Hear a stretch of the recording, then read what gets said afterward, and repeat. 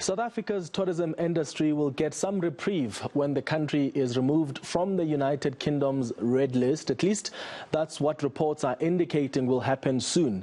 The Association for Southern Africa Travel Agency, or Otto de Vries, speaks to us now about what this will mean for the sector, which has really taken a hammering during the pandemic. Otto, thank you for making time on the lead on eNCA this afternoon.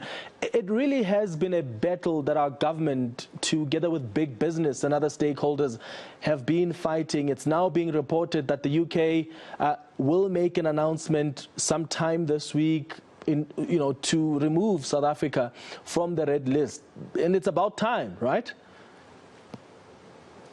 Yeah, absolutely. I think the basis on which they grounded their continuing banning of South African travel, should we say keeping us on that red list, has severely undermined both our inbound tourism as well as our outbound travel to and from the UK. So for us, this has been a long, slow and arduous task. Many stakeholders across the entire value chain have been very actively involved in lobbying the various stakeholders, both locally as well as in the United Kingdom.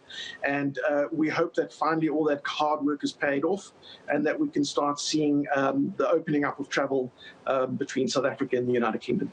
Yeah. What impact have you felt as travel agencies as a result of us being on that red list?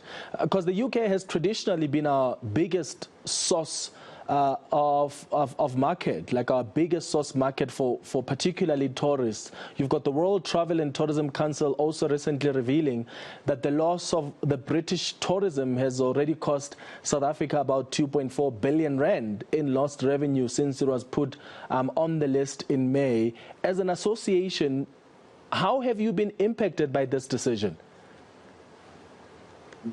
Look, it's been incredibly damaging and crippling to the sector across the entire value chain. So, from an inbound tourism point of view, pre-COVID, we were enjoying approximately 440,000 visitors from the UK per annum. And you've got to keep in mind that we fill planes in both directions. So we have a lot of South Africans that are traveling to and from the UK as well, either visiting friends and relatives or doing business or choosing to go on holiday. So from our perspective, the impact has been phenomenal. London is also quite a critical gateway for other destinations across Northern Europe as well as North America. So for us, having this market reopened is absolutely critical. The impact has been profoundly felt, and the numbers, I think, speak for themselves. Yeah. How do you think things are going to change from whenever the UK decides to make this announcement? Because there's also the reluctance to travel because of the pandemic and even some safety concerns. Well, look, I think there's immense amount of pent-up demand from both sides. We're seeing it as markets open. There is a genuine appetite to travel. People are feeling a lot more confident that they can travel once they are vaccinated. It is making sure that we now tick all the boxes with regards to whatever those requirements will be. For us, a massive step forward was the announcement this morning of the launching of the digital vaccination certificate, which we believe will be a critical component to ensuring the opening up of the UK market for us to travel to as well. So it's looking like it's going to be quite a momentous week for travel for South Africans this week. Yeah, I'm glad you're touching on the digital vaccination certificates, which is what government has just announced. And that website is going to go live on Friday.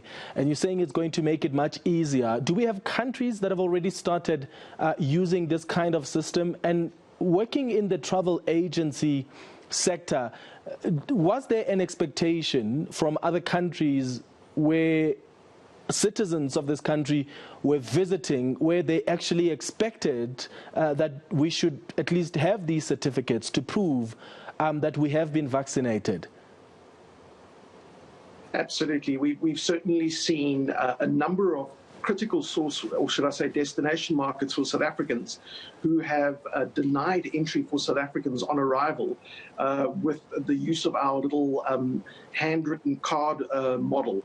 So it was very important that we had the confidence of those destinations that the information that they were accessing was true and that it was reflective of the actual status of the individuals. So these digital QR codes will allow us to display the status of the vaccinated individuals. It will highlight the exact batch numbers, the type of vaccination that the individual had, and it is based and built on the recommendations and standards set out by the World Health Organization. So we are fairly confident that there will be a broad acceptance of it.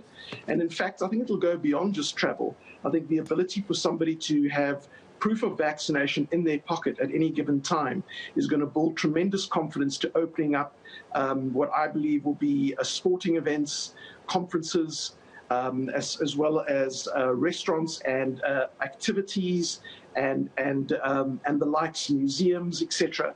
I think this is going to become how people are going to be checked and assessed in order to determine whether they will be able to enter establishments or not. In fact, in France, it is already a requirement that unless you're able to show your vaccination status, it may limit your access to products and services. Yeah. Otto, thank you so much for making time and good luck. Let's hope this decision by the UK and even the decision by the South African government to start implementing and providing a platform where we can get these digital vaccination certificate is going to make a big impact in your industry, given how you have suffered during the pandemic. Thanks for making time. Otto de Vries is with the Southern African Travel Agents. That's an association. He's the CEO there.